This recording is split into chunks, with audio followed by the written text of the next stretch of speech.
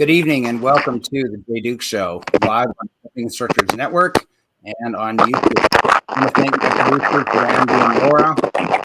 Oh, we got a little static. I want to thank my producers, Randy and Laura, for doing a fantastic job in the background, as always, and for this opportunity to be on the Jumping Instructors Network. Tonight's a very special episode. We have Kevin and Diana Babington. I started this show to tell about great stories in the horse world. And tonight you're going to hear as great a story as we'll ever do, I'm sure, on the show. So I'm very, very honored. The show is brought to you by Farm Vet. They talk about doing a great job. Farm Vet does a great job with their customer service, with their products. Everything about Farm Vet is the best as far as all your horse's needs and cares. If you're at any of the horse shows that are going on right now, look for the Farm Vet trailer, knock on the door, say hi. They'll greet you with a smile and be welcoming and help you find the best products for your horse. So I want to introduce my guests tonight. We have Diana Babington joining us. She has been with Kevin for 30 years. She's a lawyer, and now she's a professional. She decided to go from the law office to the barns, and I'm going to say that's probably a great decision. Some people might say otherwise, but I think it's worked out very well for her. And she's now a professional trainer for the past 10 years. And the star of the show tonight is my good friend, Kevin Babington. Kevin has an amazing career with horses. 2004 was a really special year. He was in the Athens, Greece Olympics, competing with Ireland. He was on 12 winning Nations Cups teams. He won the Laval Grand Prix. He's won Devon twice. He's won back-to-back Grand Prix in Wellington, Florida. He's won the King George Cup in Hickstead, England. The top of the top. So an amazing career with Kevin. And I'm so honored to have him and his wife, Diana, on the show tonight. Good evening. Good evening. Diana. Good evening, James. So, Kevin, let's start with you. Tell me about. I'm always fascinated about how people get started in horses, and specifically in your case, my mother, who coached me and she's trained 6 Olympians, she started her career in Ireland, and so trained there with Colonel Dudgeon, and so I'm interested to hear how you got started in horses. Well, I didn't come from a horse family, but I was always animal crazy when I was a kid. I had rabbits, guinea pigs, hamsters, you name it. And a friend of mine that I went to school with told me about a local riding school that had just started up. And I think I was 9 or 10 at the time. And so I went to a lesson and I got hooked. It's went through the whole pony club, it was all the local riding schools were very involved in pony club. So my background would have been sort of an eventing background. And so I learned a little bit of dressage, cross country, show jumping. I loved the flat work. I loved the dressage. But I didn't go up through the pony ranks in Ireland. Like I didn't have fancy ponies but I went through the pony club ranks. And then when I was 17, I decided when I was 15, I decided I wanted to make a career out of horses. But I had applied to the Irish National Stud to do a stud and stable husbandry course. And the administrator there said, I can't take you this year, but if you do your BHSAI, I promise I'll take you next year. Mm-hmm. So I applied to Iris Kellett, which was, Iris Kellett would be the George Morris of Ireland. She trained Eddie Mackin and Paul Dara, and the list goes on and on. And so I went there, sort of realized at that stage that I had a bit of talent for the show jumping. Right. And, we had good riders there, Niall Talbot, Damien Gardner, Pat Dwyer. There's all the good riders were there at the time. And so I sort of held my own there a little bit. And that's when I decided, forget the racing. I want to stick with the show jumping. Nice. And it's obviously worked out very well. Damian Gardner, he was a very special friend of mine, and spent a lot of time in the ring with him, and really great guy. I do apologize to the viewers. We're having a little trouble with Diana's connection. Diana had to go to Tryon today to deliver some horses. And the plan was for her to be at home with Kevin, but then something came up with one of the drivers, and of course she admirably filled in and jumped in. So we'll see if we can get her connection sorted through. Kevin, I want to talk about your Olympic experience. You were in Athens in 2004.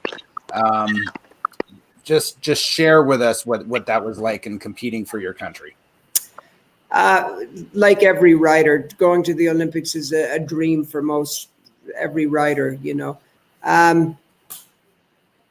leading up to the Olympics, 2004, I had a phenomenal year. I went back-to-back Grand Prix in Florida, won the La Balle Grand Prix. I think every Nations Cup we entered in that year, we were in the top 3. It was an incredible year.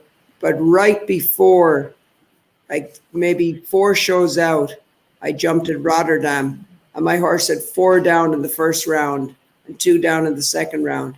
And I thought, here I am, probably one of the top picks.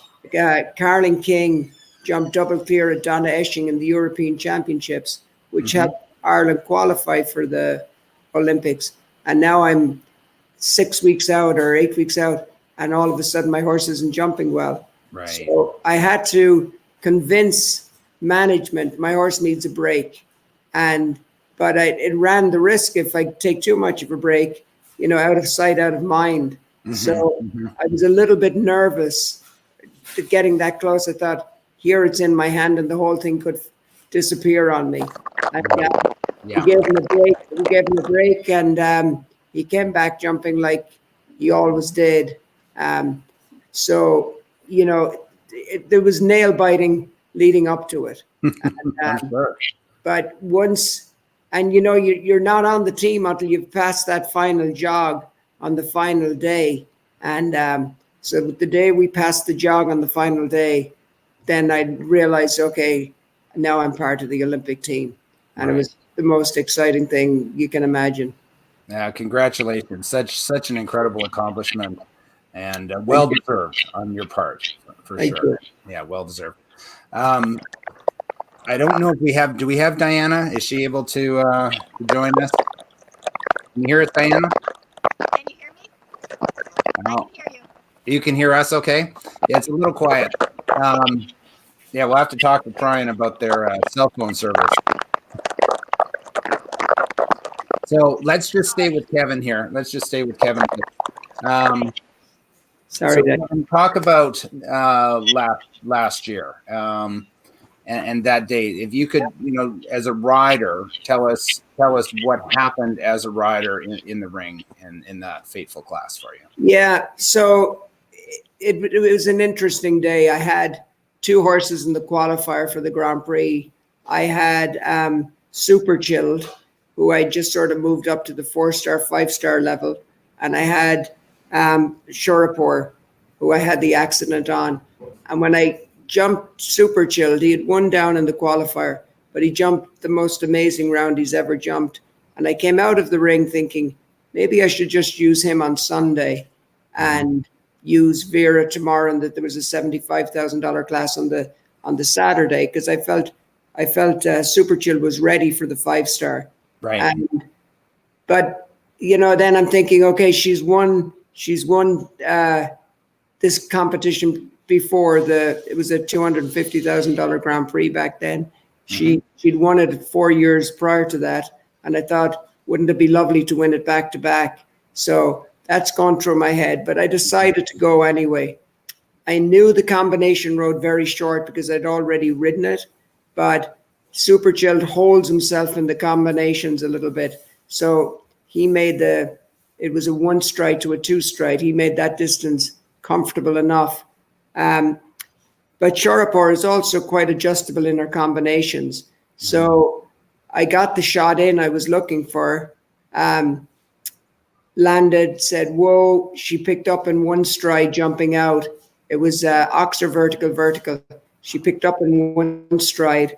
And then I remember her sort of getting caught up a little bit on the top rail and just hitting the ground like a ton of bricks. And I knew the split second I hit the ground, I knew I was seriously hurt because I couldn't move my arms and I couldn't move my legs. And normally I'm one to jump up off the ground, and I can't stand dealing with medics and ambulances and things like that. I played rugby for years, so it was beaten into us that get up as soon as you fall. But so when the ringmaster came in, and my good friend John Brennan and his wife Missy Clark ran in, and I said to them, don't move me. And normally they'd be saying, stay down, and I'd be trying to get up. But I knew I was hurt. And the strangest feeling is my hands felt like they were straight up in the air, and I couldn't get them to go back down.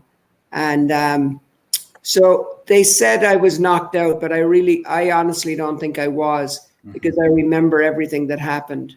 And if I was, it was for a very, very short time. And it took for quite some time, because I had to be medevaced out of there. And to add insult to injury, no pun intended, when they lifted me up into the helicopter, they smacked my nose on the top of the plane going in, and I'm like, you have got to be kidding me. I'm paralyzed, and now they smashed my nose on the thing. And and I'm kind of yelling to them, but they can't hear anything because the engine is running. And so I remember the flight to the hospital. So many things were going through my mind. I'm like, am I really paralyzed for life, or is this just a short-term thing? And I was thinking, is this the end of my career? Maybe I'll be fine once I get to the hospital? There was a lot going through my mind. I remember that flight. It was probably a 10-minute, 15-minute flight, and it felt like 4 hours, Yes. And then when I got to the hospital, I was in bad shape. I was, I don't remember a lot the first night, because I think they had me well medicated. And but I do remember that day well.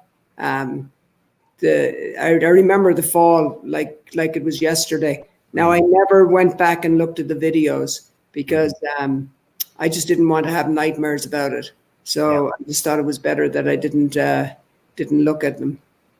Yeah. Wow.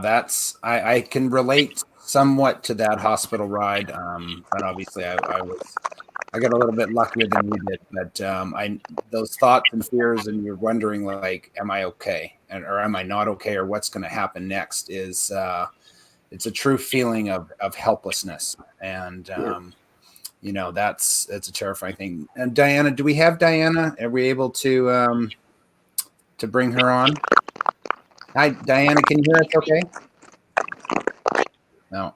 I can hear you. Yeah, sounds like your audio, unfortunately, doesn't seem like it's going to work. That's okay. Well, you know what? We're on our own. It's just me and Kevin, and the star of the show isn't able to come on for us, but that's okay. We'll figure it out. So, Kevin, so when did you find out that this was going to be, something that was going to be a long-term situation, and how was that to deal with? The sad thing about that day it was good and bad. Diana wasn't there. So she had to rush to the hospital. She was inundated with phone calls saying, Kevin's had a serious accident, and she couldn't really get a true answer of how bad it was. But they kept a bit from me in the hospital. They were talking to the doctors. I was out of it on medication anyway for a couple of days, but I didn't really know until probably 3 days in that they were back and forth whether it was a complete or incomplete injury. I'm an optimist, so all I needed was a little bit of hope that I could get better. And but I mean, after about 3 days, I realized I'm going to be in a wheelchair for a long, long time, Mhm. you know, and that was a hard pill to swallow, you know. Yes. That one I cannot imagine. And certainly there's been some great articles written about you and your, the process you've been going through since that time. Can you tell the viewers, whether you want to talk about the physical or the emotional process of recovery since the accident?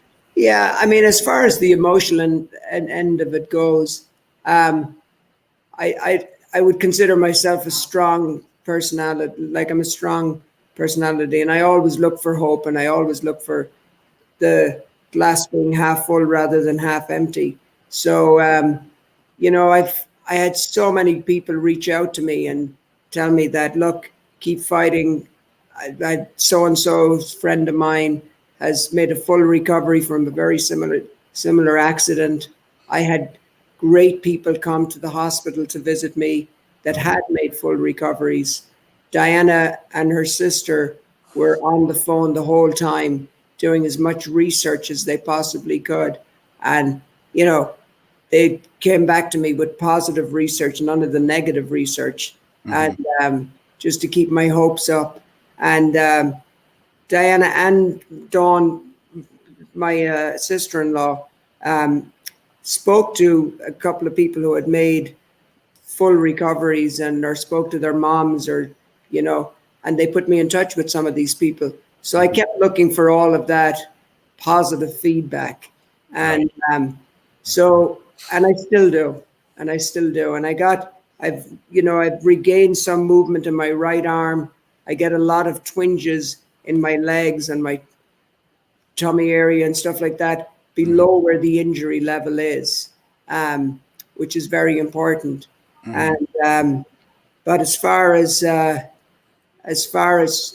had so much support. Like I have a great family, and I have amazing friends, and like half of Ireland was praying for me, and half the nuns in the town I grew up in were praying for me, and so I knew I got tons of mass cards. Good old Catholic Ireland came true for that, Right. and so I tried to stay as positive. Yeah, listen, I had dark days where you're lying there thinking, is this like I'm a very active, anybody knows me, I'm an active person, and I love to work. I love farming. I love that end of it. At the end of the day, I like to be out fixing, tinkering with tractors or dragging the rings and, power washing something. I love that end of it. And so, thinking about, God, am I ever going to be able to do that again? Not just the riding end of it, that's hard. That is hard. I'm not going to say it's not. The physical end of it, it's a slow process. And, they say your body repairs itself a millimeter a day, So you have to be patient. And so patience isn't my best virtue. So that's hard. It's some days I think, oh, I feel really good. My body feels stronger. I feel like I'm getting somewhere. And other days I feel like, I'm getting nowhere. It's unfortunately we moved down to Florida when the COVID hit in. My physiotherapy place closed. Okay. So we've been trying to. I have some good people helping me out, and we're trying to stay as active as we can. We just started at a new place now, which we found is only down the road from where we live in Florida. And I'm going to be able to do some swimming, which I'm really looking forward to. I'm starting that on Thursday. Good. But I just want to get on with it, and I'm not afraid of the hard work. The pain can be very difficult sometimes, When I get spasms, it goes right to my chest. I have feeling from my nipple line up. Um, so I have pain from my nipple line up or feeling from my nipple line up. So when I do have spasms in my legs, it goes right to my chest. Okay. And I've been doing the hyperbaric chamber also, which is I think has been very helpful for my lungs and my voice and Diana thinks she sees a lot of recovery in my movement from that also. That's quite the process. Diana, can I ask you if you could log out and then log back in, possibly we can fix the issue for you. So you go ahead and just log out and come back into the studio. Kevin, let's continue with you. And you've already talked about this quite a bit, but we're even seeing the comments come up here. The community support has been very well deserved. I'm not going to say it's been incredible, because if anybody deserves the great community support in the horse world, it's definitely Kevin Babington. You're a beloved man, and for all you've done.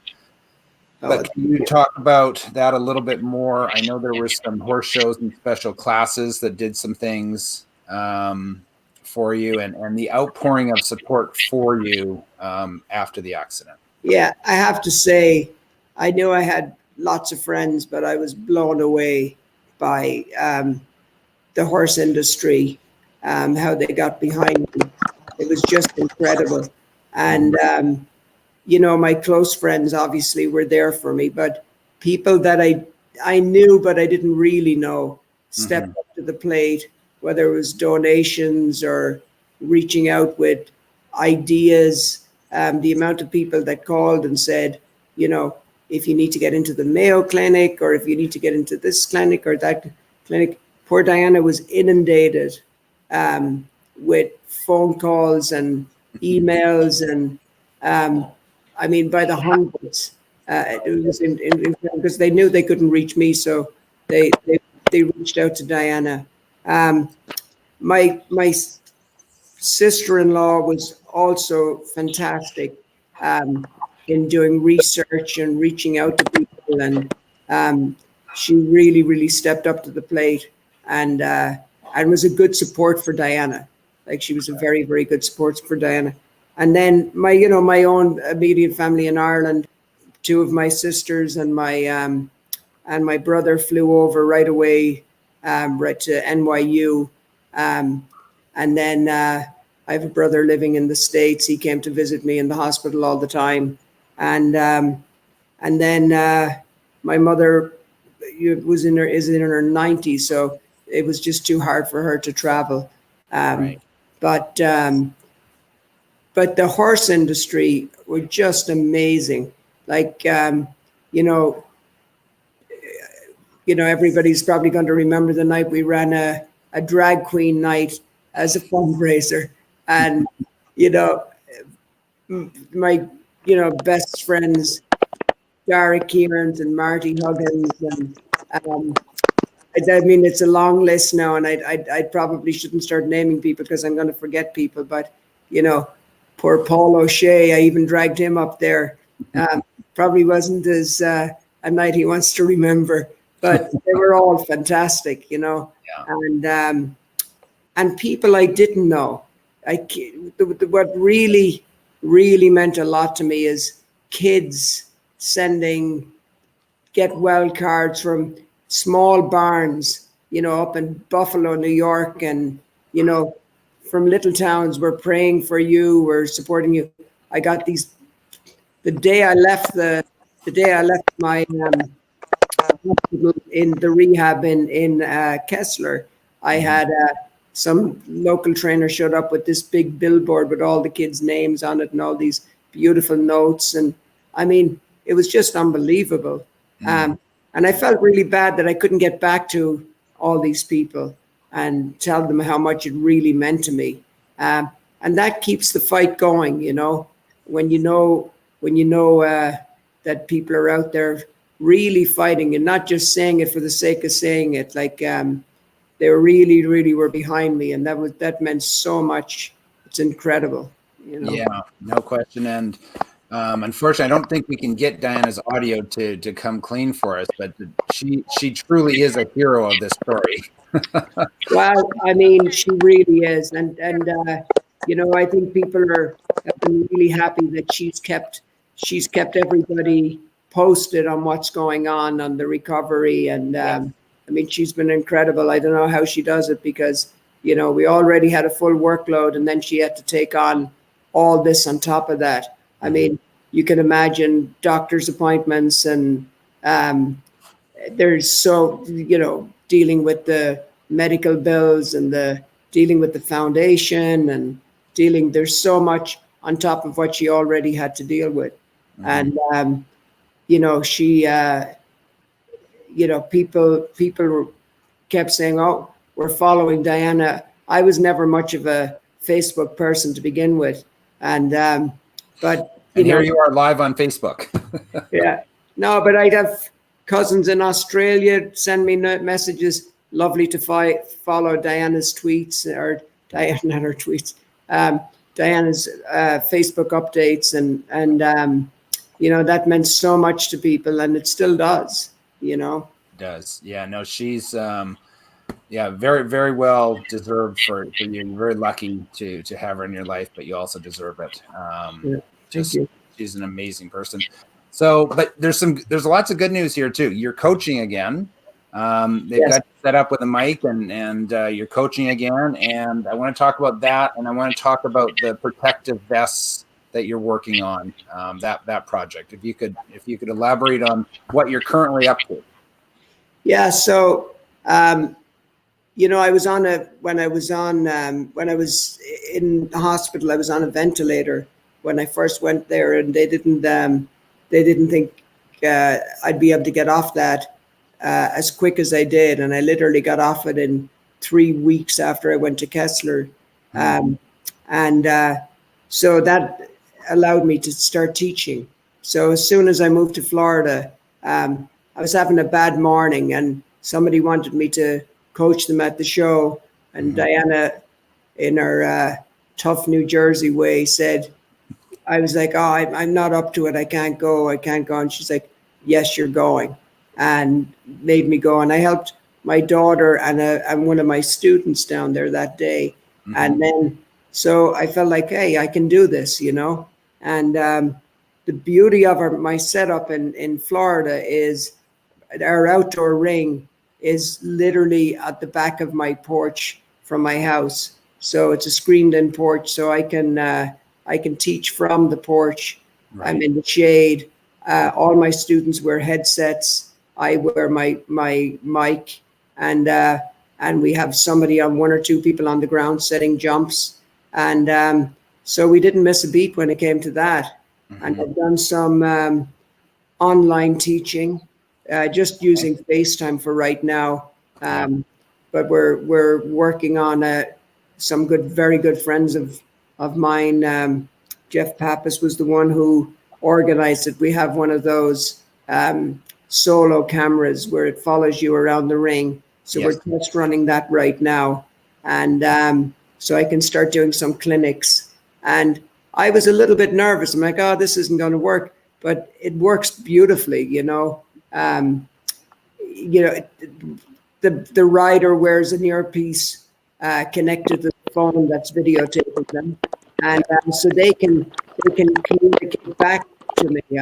I don't have to go through somebody on the ground, and you know, the only thing maybe it lacks a little bit, which I'm hoping this new technology will help me with, is the zoom. Sometimes is a little bit weak, you know, for fuller details. Yeah. Well, I'd like to mention for anyone watching, you know, for clinics this summer, this fall, there's still a lot of people that are stuck at home and can't get out to the horse shows. To look up Kevin Babington and contact him, and talk about having a clinician right there in your backyard, and you know, you could have all the great training right there for you. So please look into that. Yeah, and Diana has taken over a lot of the teaching too. She's been back and forth to New Jersey and Massachusetts, and people we were helping. and a lot of the teaching down here. Like there was a couple of days where I was teaching, and all of a sudden, because of the medication I was on, I was nodding off, and she'd step in and take over, and she's a fantastic teacher, and we've been we're on the same page. We've been together for 30 years, so Right. she it's basically listening to me. But the one thing is, like my kids and I were talking about it the other day, my teaching style is very much focusing on the horse and teaching the rider to get the most out of the horse, whereas Diana brings that to the table, plus the equitation background, where she can really work on the rider and work on position and Right. things like that, which is really helpful. So, I mean, I think we complement each other when it comes to that. And so, she's really stepped up to the plate. She was always a great teacher, but she's really stepped up to the plate now and had to take on a whole new role when it comes to teaching. I just thought of this now. I'm going to book a private lesson for my daughter with you, and we'll do it over the internet. And my daughter's going to be so excited to have a lesson with you. And she's a superstar little junior rider, 17 years old, just like your daughter's an up and coming star. And as soon as this show's over, we're booking a date, and I'm going to have you up to give her a lesson. I can't wait for it. Let's talk about the protective vests, please. That's something.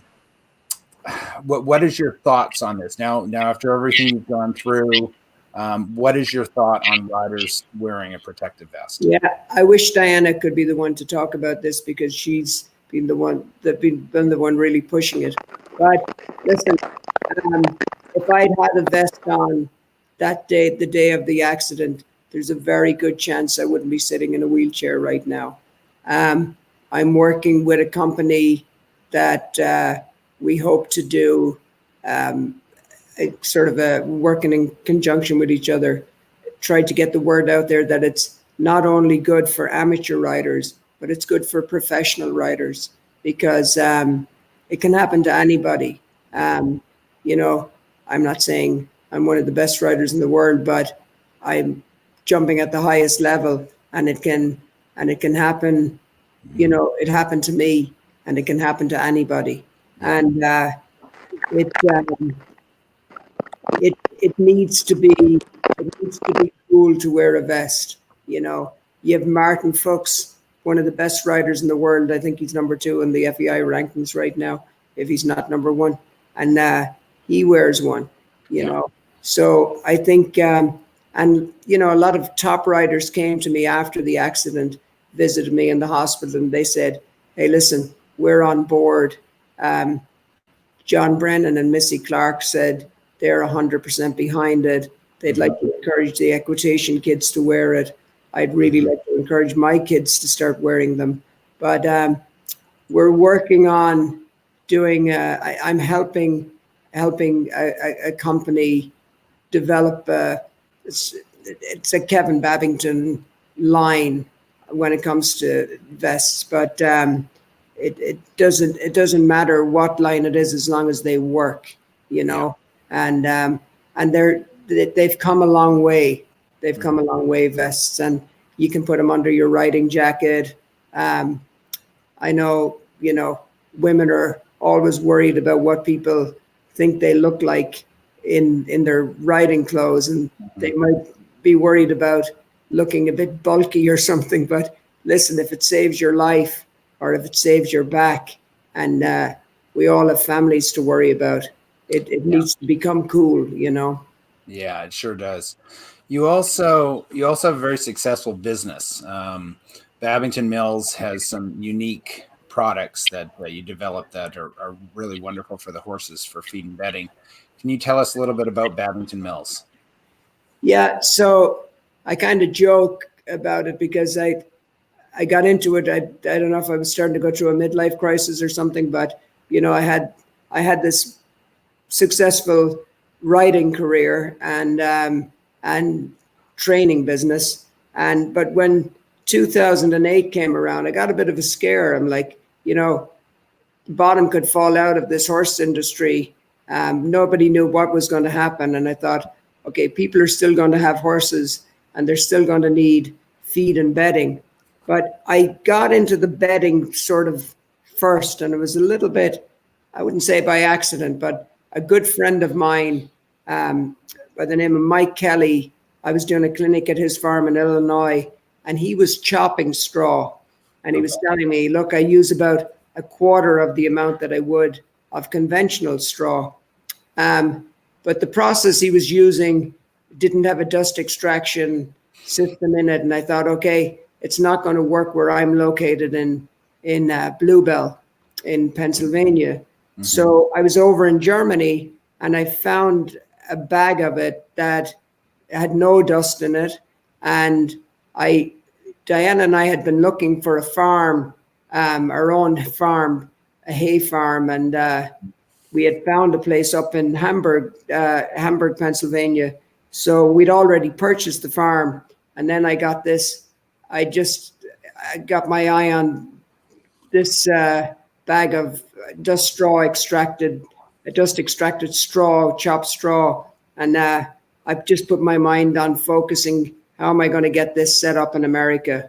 Mm-hmm. And so I flew all over the world. I flew to Denmark, I flew to Sweden, I flew to Ireland, I flew to England, and looking at all these different plants.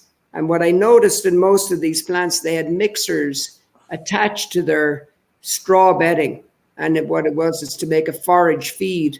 And I had been making my own forage feed. I'd been using a Denji product with organic grains. And I was buying my organic grains from a Mennonite farmer in Pennsylvania and adding a vitamin mineral pack to it. And the reason I got into that is I was talking to a farmer and he was saying a lot of the grains that they sell to non-human consumption mills come from farms that they spread human feces on. And yeah, so okay. I don't want my horses. I wouldn't eat this myself, so I don't want my horses eating that. So one thing led to another, and I reached out to a chap in England that was a nutritionalist and had developed a good forage baseline. I flew him over to the States as a consultant, and he was very impressed with the raw materials we had on offer over here. Mm-hmm. And then I really researched the best vitamin mineral pack out there, and Alltech was the one that came to mind. So we reached out to Alltech, and we used them as our vitamin mineral supplier. And it's a low starch, low sugar grain, and it really is, the horses blossom on it. Mm-hmm. And then the beauty of the straw is, for people who haven't seen my straw bedding, it's we chop the straw to about 2.5 inches long. Then we run it through a hammer mill. And for people who have worked with straw, the only soakage that you really get in straw is where it's open on the ends or any cracks in the straw. Mm-hmm. But when you run it through a hammer mill, it opens up the whole node of the straw. So you have complete soakage, and it works a little bit like a kitty litter. And because of the length we chop it, you can use a shavings fork. Like, people always have this impression when you walk in a straw barn, you smell the urine in the barn, and it's hard to work with. So because of how we process it, there's a lot more soakage. We use a really top of the line dust extracting system. So it takes all the dust and the molds out of the straw, and you can use a shavings fork to muck it. So it used to drive me crazy with my guys. I always use straw, and you're supposed to use like a 4, maximum 8 prong pitchfork to muck straw, but usually a 4 or 5 prong is ideal. But they didn't feel comfortable using those, and they were just using regular shavings and wasting so much straw. And being Irish, I'm a bit cheap, so it used to kill me to watch all this good bedding being wasted. Yes. So, this once you start using this bedding, it's hard to go back to using shavings again. Yeah. And it makes an unbelievable compost for people who can spread on their own farms or stockpile it. It makes a beautiful compost. That's great. And, for everyone watching, this has been such a difficult year for so many people. And, to see Kevin, for the accident last year, and then now here he is, he's talking about the future, and we're talking about his children and working with his kids and adapting and such. You are the inspiration the world needs right now. And I'm so honored that you came on the show and told your story, because we all need to hear this. And I'll probably be replaying this a few times, this week, just to keep getting that message across, because it's really a beautiful message. And I thank you so much for being a part of this and getting your voice out to the world.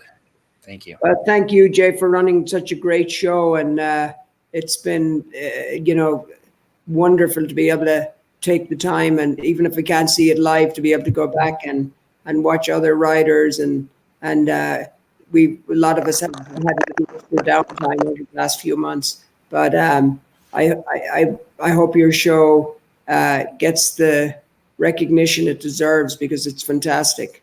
Oh, thank you. Thank you so much. Well, I've got to thank all my viewers. Our numbers are fantastic. They are.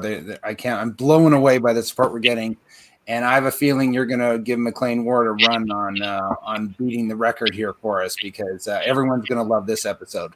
So thank you so much. I want to talk about briefly again, so happy to have Farm Vet on board with us. Without them, things like this are not possible. And I really appreciate the support that I'm getting from Farm Vet, even as far as creative ideas that they're presenting for us. And it's been really a privilege to work with them.